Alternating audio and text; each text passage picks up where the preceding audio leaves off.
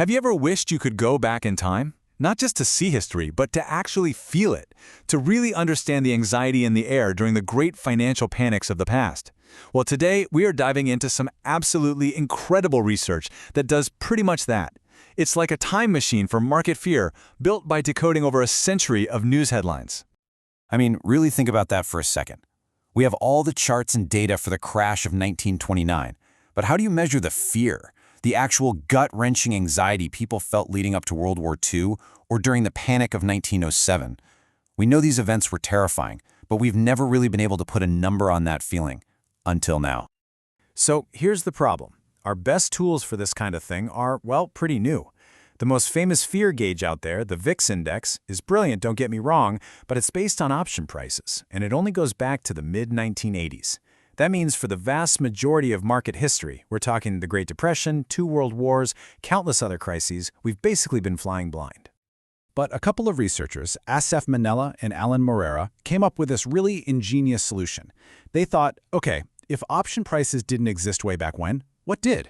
Newspapers. So they created a new historical fear gauge they call NVIX, which stands for News Implied Volatility.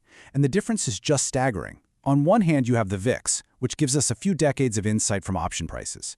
On the other, you have their creation, NVIX, which promises over a century of insight, all pulled from newspaper headlines. So how on earth do you turn a giant pile of old newspapers into a sophisticated fear index? Well, the answer is this fascinating mix of old-school history and some seriously cutting-edge artificial intelligence. So, let's be super clear on what this NVIX thing actually is. It's a measure of uncertainty, but instead of using financial data, its main ingredient is text, specifically the front-page articles of the Wall Street Journal, going all the way back to the 1890s. It's quite literally a quantitative way to read the mood of the market, year after year, for over a century. And how they built this time machine is just brilliant. First, they gathered all their data, a massive digital archive of front-page articles. Second, they took the modern period where we have both the news and the VIX, and they trained an AI to spot the patterns. The AI learned which words and phrases, things like war, crisis, or panic, tended to show up when the VIX was high and which ones appeared when things were calm. And then, here's the magic part. They unleashed that trained AI on the entire historical archive, having it read every headline all the way back to 1890 and basically predict what the fear level would have been. And the result wasn't just some random noise. It was stunningly accurate. The historical peaks in their new NVIX index lined up perfectly with the events we all know were terrifying. The start of World War I, the crash of 1929, the lead up to World War II. It was clear the AI was genuinely capturing the zeitgeist, the spirit of the times. Okay, so this is amazing. We have this incredible new tool that can measure fear throughout history. But so what? What does it actually teach us about the stock market? This is where things get really interesting, and we start to understand what risk really is. I mean, that's the key question, right? It's one thing to create a historical mood ring, but does it actually have any predictive power? Does knowing how scared people were in the past tell you anything about what was going to happen next? And the answer is a resounding yes. It turns out that periods of high fear, as measured by the NVX, were consistently followed by periods of higher-than-average stock returns. In fact, a one standard deviation jump in fear predicted an extra 3.3 percentage points in returns over the following year. It's that classic market wisdom in hard data. You get paid for being brave when everyone else is scared. But this finding just opens up an even deeper question. See, not all fear is created equal. Are investors just being rewarded for putting up with the normal ups and downs of the market? Or is the compensation for something much, much bigger and much scarier? And this chart just lays it all out, plain as day.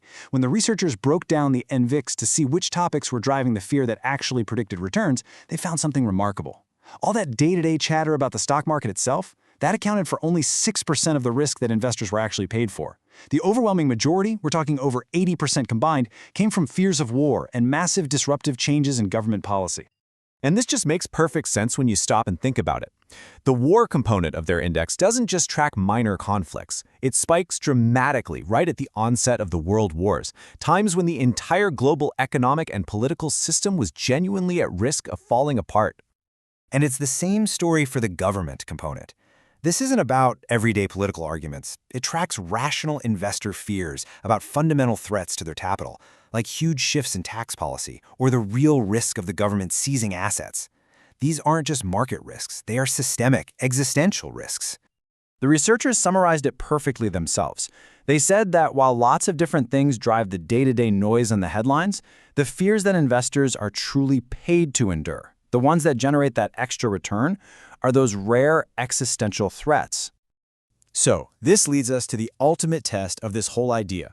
If the NVX is really measuring the market's deep-seated anxiety about rare catastrophes, it shouldn't just react to them, it should be able to see them coming. The hypothesis here is simple but really powerful. A truly rational gauge of disaster risk shouldn't just spike during a crisis. No, it should start to creep up in the months leading up to it, as the storm clouds start to gather on the horizon. So, to put this to the test, the researchers identified the absolute worst economic disasters in modern American history. The U.S. entering World War I in 1917, the start of the Great Depression in 1929, and that severe recession in 1937. And that is exactly what the data showed. It's kind of chilling, actually.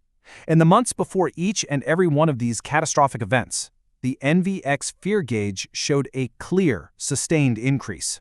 It was like the headlines of the day were reflecting a rational, growing concern that something terrible was about to unfold. And they even put a number to it. A 1 standard deviation increase in the NVX corresponded to a 2.5 percentage point higher probability of one of these disasters happening within the next year. It's essentially an early warning system built from a century of journalism. How incredible is that?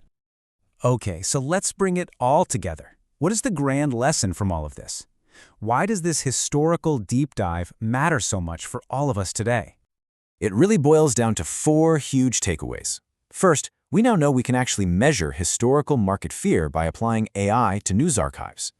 Second, we learned that this historical fear is a powerful predictor of future stock returns. Third, and this is maybe the most crucial insight, the fears that really matter aren't about everyday market jitters, but about rare disasters like wars and huge policy shifts. And finally, it shows us that the market is actually pretty rational, pricing in the risk of these potential catastrophes. And that leads to a really profound conclusion. That extra return that stocks have historically delivered, what we call the equity premium, it isn't just a prize for putting up with a bit of turbulence.